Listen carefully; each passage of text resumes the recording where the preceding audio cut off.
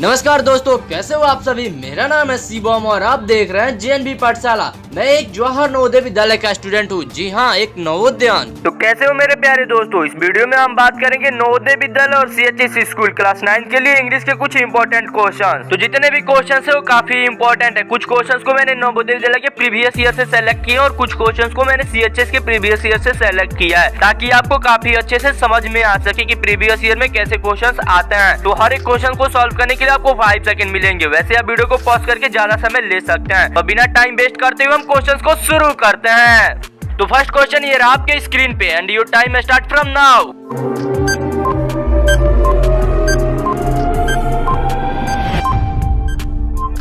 हम इस क्वेश्चन को सॉल्व करते हैं। यहाँ पे हमसे पूछ रहा है the synonyms of the word splendid. अब ये काफी इजी क्वेश्चन है। अगर आपको स्प्लेंडिड का मीनिंग पता हो तो आप एकदम अच्छे से बना सकते हैं। काफी इजी क्वेश्चन है। तो चलिए हम इसको सॉल्व करते हैं, स्टेप बाय स्टेप समझते हैं। तो पहले स्प्लेंडिड का जो हिंदी होता है मैं आपको समझा दूं। स्प्लेंडिड मीन्स होता है शानदार, मतलब वाव, मस्त, गजब, ऑसम। ये जितने भी चीजें आप बोलते हैं वो सब एक प्रकार से स्प्लेंडिड का सिनोनिम्स है। अब यहाँ पे हम ऑप्शंस में देखें तो स्टोरेज मीन्स होता है कमी, तो ये हमारा होगा नहीं, गलत हो गया। और इनसिग्निफिकेंट मीन्स होता है महत्वहीन, जिसकी कम वैल्यू हो, यानी जिसकी कोई इज्जत नहीं हो, एक प्रकार से आप ऐसे बोल सकते हो। और उसके बाद से थर्ड ऑप्शन है हमारा इम्प्रेसिव। तो इम्प्रेसिव मीन्स भी होता है शानदार। तो ये हमारा करेक्ट ऑप्शन है इस क्वेश्चन के लिए। लेकिन ऑप्शन डी को भी आप समझ लो। Option D excess. Excess means होता है अत्यधिक, यानी too much. This is the next question for you and your time start from now.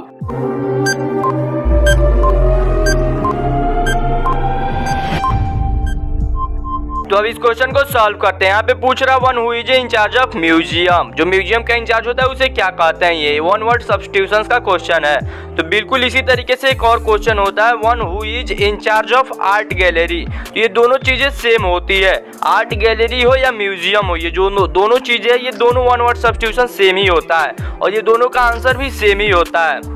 तो इसका जो हमारा आंसर होगा वो फर्स्ट ऑप्शन होगा, म्यूजियम वाले का। One who is in charge of museum या आर्ट गैलरी, क्यूरेटर जो लिखा है यही हमारा सही आंसर है। यहाँ पे एक चौथा ऑप्शन दिया हुआ है वार्डन। वार्डन मतलब होता है हाउस मास्टर, यानी नवोदय में हम लोग की देखभाल करते हैं, जो टीचर, उनको हाउस मास्टर ही बोलते हैं लोग, जबकि सीएचएस में उन्हें हाउस मास्टर को वार्डन ही बोला जाता है। तो ये वर्ड आप पहले से ही ध्यान में रखना। और यहाँ पे जो हमारे पास दो ऑप्शन है, एक कैरेटर और दूसरा सुपरवाइजर। सुपरवाइजर मीन्स होता है जो एक कंपनी में काम करे, कंपनी की देखभाल करे, और केयर टेकर मीन्स भी होता है जो देखभाल करे। और मैं आपको फिर से बता रहा हूँ कि ये जो क्वेश्चन है ये वन वर्ड सब्स्टिट्यूशन से लिया गया है, OWS, वन वर्ड सब्स्टिट्यूशन। तो नेक्स्ट क्वेश्चन ये रहा आपके स्क्रीन पे, your time start from now.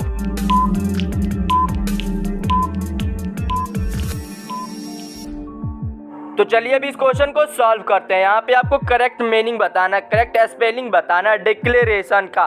तो पहले डिक्लेरेशन का एक मैं आपको सिनोनिम्स बता देता हूँ। तो सिनोनिम्स है अनाउंसमेंट। चलिए एक छोटी सी फनी बात मैं आपको बता दूं। अनाउंसमेंट अगर आपको याद करना है तो एन नाउन और सीमेंट। आप यहाँ पे देखो, एन नाउन और cement, and noun cement, announcement, ऐसे हो गया। मतलब मैं फनी तरीके से बताया हूँ। वैसे डिक्लेरेशन मतलब होता है घोषणा करना। तो इसका जो मीनिंग होगा वो ऑप्शन ए सही दिया हुआ है, मैं स्क्रीन पे भी लिख दे रहा हूँ, आप उसका मीनिंग भी चेक कर लेना। बाकी जितने भी ऑप्शन दिए हैं बाकी सभी में गलत है। कहीं पे ए की जगह पे ई लिखा है, कहीं पे ई की जगह पे आई लिखा है। तो इस तरीके से और तीनों ऑप्शन गलत है। ऑप्शन ए हमारा बिल्कुल सही है। This is the next question for you and your time start from now.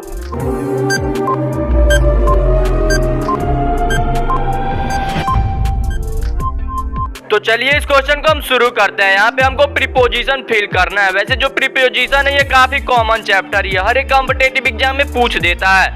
अब यहाँ पे हमारा जो क्वेश्चन है इसको आप ध्यान से देखो। यहाँ पे लिखा द पेशेंट डाइड और यहाँ पे डॉट डॉट डॉट फीवर। अब यहाँ पे देखो, यहाँ पे डाइड है और आगे फीवर है, यानी किसी डिसीज का नेम है। तो जहां भी इस डाइड वर्ड के साथ डॉट डॉट लगा करके आगे किसी डिसीज का नाम दिया हो और हमें कुछ प्रीपोजिशन फिल करना हो, जैसे कि यहाँ पे डाइड हो गया डॉट और आगे हमारा कोई भी डिसीज का नेम दिया हो, किसी का भी कोल्ड फीवर या कफ किसी का भी दिया हो, तो वहाँ पे हम हमेशा ऑफ का यूज करते हैं। आप याद रखना, हमेशा हम ऑफ का ही यूज करते हैं। तो इस तरीके से जो ऑप्शन हमारा दूसरा होगा यानी बी होगा जो हमारा वो सही है। This is the next question for you and your time start from now.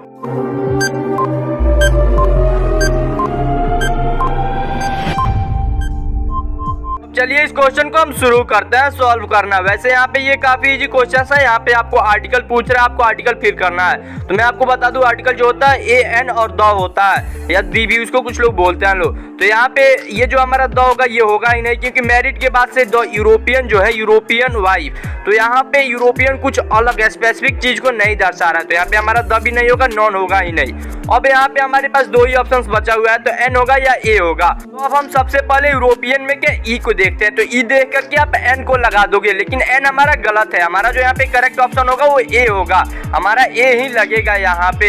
अब क्यों? क्योंकि अगर आप यूरोपियन को हिंदी में लिखो या इसका प्रोनाउंसिएशन करो तो ये यू से होगा, न कि वॉवेल हमारा कोई भी आ रहा है प्रोनाउंसिएशन करते समय, इसका उच्चारण करते समय। तो इसीलिए ये जो हमारा होगा यहाँ पे हमारा ए ही लगेगा, न कि एन लगेगा। I think you have to understand this concept clearly. You have any doubts then comments below in the comment section. So without wasting your time, let's move to the next question. This is the next question for you and your time starts from now.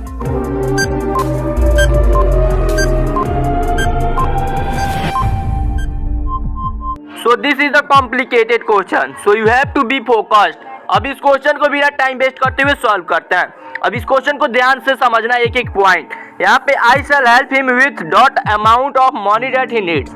अब यहाँ पे एक चीज का आप ध्यान देना कि अगर हिंदी में इसको कन्वर्ट किया जाए तो मैं उसको बहुत सारे हेल्प करूंगा पैसों से, जितनी उसकी जरूरत होगी। यहाँ पे इस तरीके का सेंटेंस बनेगा। तो यहाँ पे आप देखो ही नीड्स दिया हुआ है, यानी उसकी जरूरत के हिसाब से उसे जितनी भी पैसों की जरूरत होगी मैं उसकी मदद करूंगा। यहाँ पे अगर आप देखो तो ये हमारा गलत हो जाएगा, क्योंकि जितनी पैसों की जरूरत होगी उतनी पैसों की, तो यहाँ पे ये हमारा ए गलत हो जाएगा। लेकिन अगर हम बी को यहाँ पे भरे, बिग जो हमारा दिया हुआ है, जो बी ऑप्शन हमारा है, तो ये थोड़ा सा सटीक बैठता है। लेकिन अगर ये बिग के जगह पे यहाँ पे अगर ही नीड्स दिया हुआ है, इसीलिए ये सटीक नहीं हो पा रहा है, क्योंकि यहाँ पे हमसे बोला जा रहा है जितने पैसों की जरूरत होगी उतने पैसों का मैं हेल्प करूंगा। ये नहीं बोला जा रहा है कि मैं उसे ज्यादा पैसों की हेल्प करूंगा, बड़े मात्रा में पैसों की हेल्प करूंगा। अगर वही यहाँ पे एनी भरा जाए तो ये सही हो जा रहा है यहाँ पे, क्योंकि I shall help him with any amount of money that he needs. उसे जितने भी पैसों की जरूरत होगी मैं उतने पैसों का उसका हेल्प करूंगा, और विच तो हमारा होगा ही नहीं। So now we have to move to the next question, and this is the next question for you, and your time starts from now.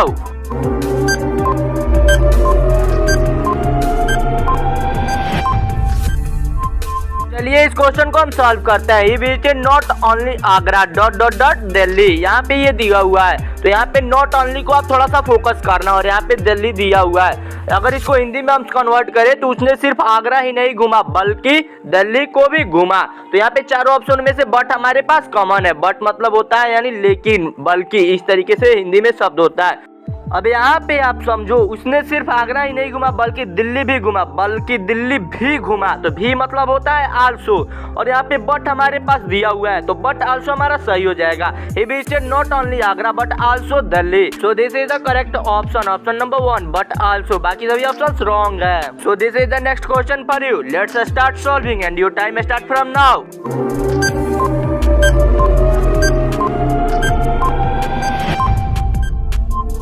चलिए हम अपने क्वेश्चन को सॉल्व करना शुरू करते हैं। यहाँ पे दिया हुआ है स्पेस से रिलेटेड आपको एक वर्ड बताना है जो यहाँ पे फील हो सके, which is the dot dot dot, यहाँ पे प्लेनेट फ्रॉम द सन, यही हमसे पूछ रहा है। तो यहाँ पे आप ध्यान दो, विच इज द लिखा है, यानी जहाँ भी द लगता है वहाँ पे हम हमेशा सुपरलेटिव डिग्री ही यूज करते हैं। आप हमेशा ध्यान देना, जहाँ पे भी द रहता है वहाँ पे हम सुपरलेटिव डिग्री यूज करते हैं, और उसके लास्ट में EST लगा रहता है। जैसे गुड, बेटर, बेस्ट, बेस्ट के लास्ट में EST लगा रहता है।